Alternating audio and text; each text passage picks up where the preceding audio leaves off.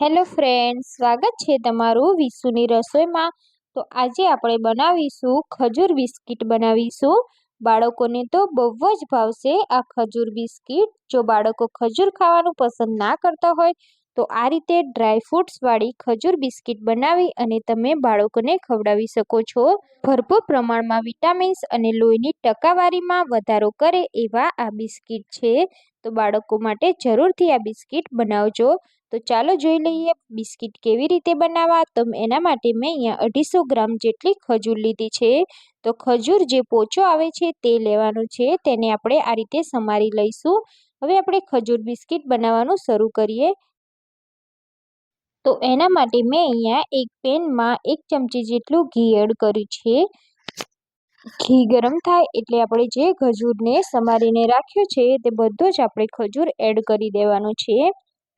અહીંયા તમે કાળો ખજૂર પણ લઈ શકો છો અને આ રીતનો પોચો ખજૂર આવે છે તે પણ લઈ શકો છો। તો આ ખજૂરને આપણે એકદમ સ્લો ગેસ ઉપર આ રીતે ઘીમાં શેકી લેવાનું છે, જેથી ખજૂર આપણો મેલ્ટ થઈ જશે। તો આ રીતે આપણે થોડો પ્રેસ કરી અને ખજૂરને એકદમ પોચો કરી લેવાનો છે। ખજૂરનો એકરસ થઈ જાય ત્યાં સુધી આપણે તેને કૂક કરવાનું છે।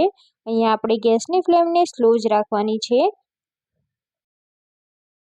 લગભગ 2 થી 3 મિનિટ જેવું થશે એટલે તમે જોઈ શકો છો આપણો ખજૂર ધીરે ધીરે મેલ્ટ થવા લાગ્યો છે। તો આ રીતે થોડું પ્રેસ કરતા જઈશું અને આપણે ખજૂરને આ રીતે પોચો કરી લેવાનો છે।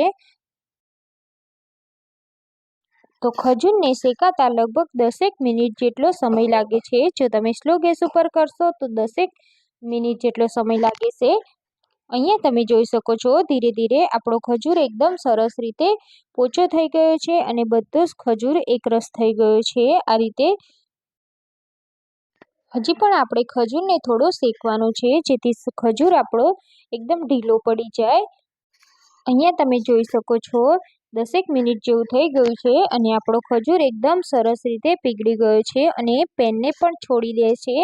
એટલે હવે આપણે ચેક કરી લઈશું। તો એક પ્લેટની પાછળના ભાગમાં આપણે થોડા ખજૂરને લઈ અને આ રીતે પ્રેસ કરી જોઈશું અને આ રીતે તમે જોઈ શકો છો આપણે આ રીતે ઉખાડીશું તો ઇઝીલી ઉખડી જાય।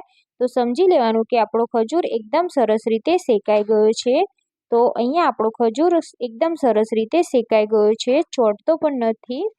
તો હવે આપણે તેમાં પીસેલા કાજુ બદામનો ભૂકો એડ કરીશું। તો મેં અહીંયા 10-15 નંગ જેટલા કાજુ બદામને મિક્સર જારમાં એડ કરી અને આ રીતનો પાવડર બનાવી દીધો છે।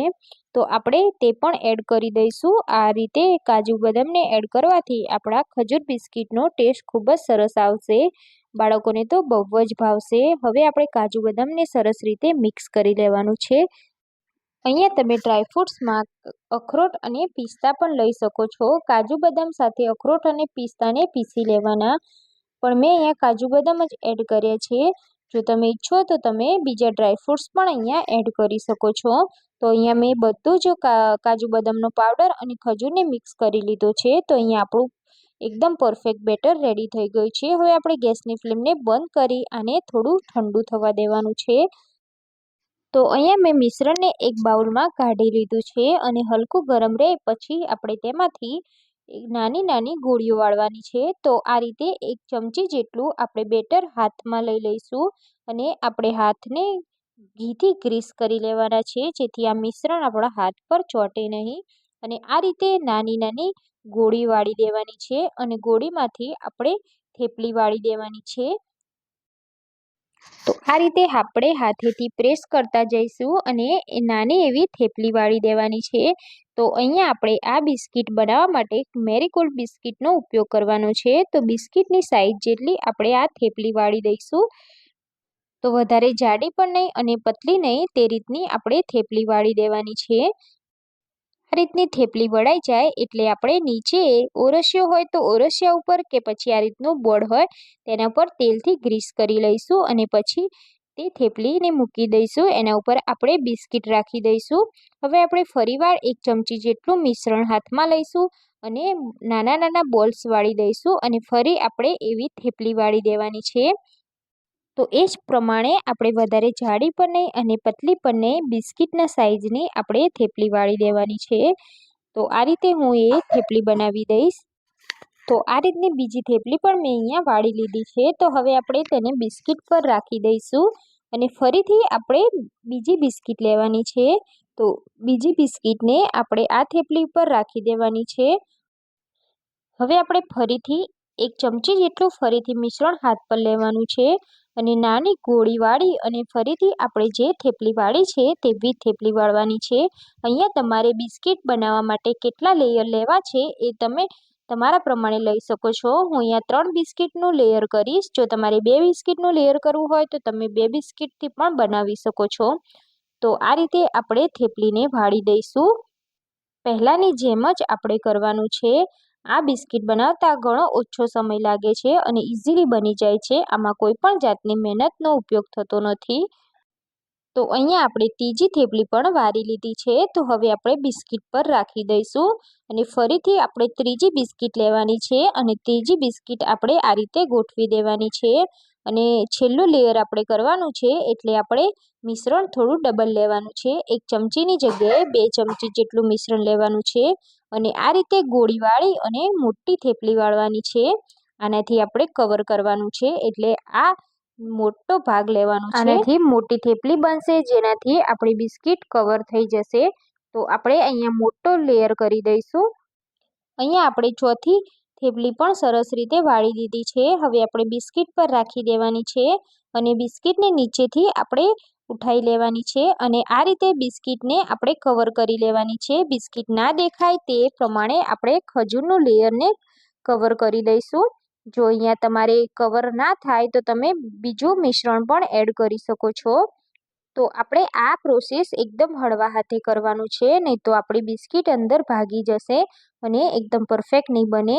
તો અહીંયા હું વધારાનું થોડું મિશ્રણ લઈ અને એકદમ સરસ રીતે કવર કરી લઈશ। બિસ્કિટ આપણી દેખાવી ના જોઈએ તે રીતે આપણે કવર કરવાનું છે। તો અહીંયા મેં ઘીનું પ્રમાણ થોડું વધારે જ રાખ્યું છે કેમ કે બાળકોને ખાવાનું છે એટલે જો તમારે અહીંયા ઘી ઓછું રાખવું હોય તો તમે રાખી શકો છો।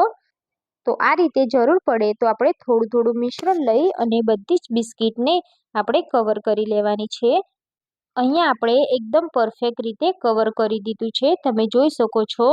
હવે આપણે આ બિસ્કિટને નીચે આ રીતે રોલ વાળીએ તે રીતે ગ્રીસ કરી લેવાનું છે જેથી ક્યાંય પણ બિસ્કિટ રહી ગયું હોય તો આપણું એકદમ સરસ રીતે ચોંટી જાય અને એકદમ પરફેક્ટ રીતે સેટ થઈ જાય। તો તમે જોઈ શકો છો આપણું અહીંયા બિસ્કિટ રેડી થઈ ગયું છે।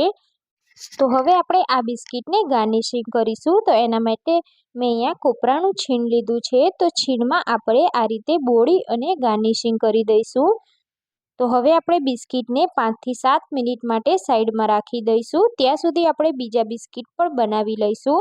તો જેમ આપણે પહેલાં જોયું તે જ રીતે થેપલી વાળી અને 3 લેયરનું આપણે બિસ્કિટ રેડી કરી દઈશું। તો અહીંયા મેં 2 બિસ્કિટ રેડી કરી લીધા છે અને બિસ્કિટને આપણે 5 થી 7 મિનિટ જેટલો સમય થઈ ગયો છે। તો હવે આપણે બિસ્કિટને ધારવાળું ચાકુ હોય તેનાથી આપણે કટ કરી લેવાનું છે। તો આ રીતે આપણે પ્રેસ કરી અને બિસ્કિટને કટ કરી લઈશું। તો બિસ્કિટના આપણે 4 ભાગ કરી લેવાના છે। એક બાજુ થઈ જાય પછી બીજી બાજુ આ રીતે આપણે કટ કરી દઈશું। તો અહીંયા આપણા ખજૂર બિસ્કિટ રેડી થઈ ગયા છે। આ બિસ્કિટ બાળકોને તો બહુ જ ભાવશે। તો શિયાળામાં સ્પેશિયલ તમે આ બિસ્કિટ બનાવી અને બાળકોને ખવડાવી શકો છો। તો તમે પણ આ રીતે ખજૂર બિસ્કિટ ના બનાવ્યા હોય તો એકવાર જરૂરથી મારી રેસીપીથી ટ્રાય કરજો અને મારી રેસીપી સારી લાગી હોય તો મારા વિડીયોને તમારા ફ્રેન્ડ્સ યા ફેમિલી સાથે શેર કરજો। મારી ચેનલને સબસ્ક્રાઇબ ના કરી હોય તો ચેનલને સૌથી પહેલાં સબસ્ક્રાઇબ કરી લેજો। બાજુમાં આપેલા બેલ આઇકન પર ક્લિક કરી લેજો જેથી નવી નવી રેસીપીના નોટિફિકેશન તમને મળી શકે। તો ફરી મળીશું આપણે એક નવી રેસીપી સાથે। જય શ્રી કૃષ્ણ।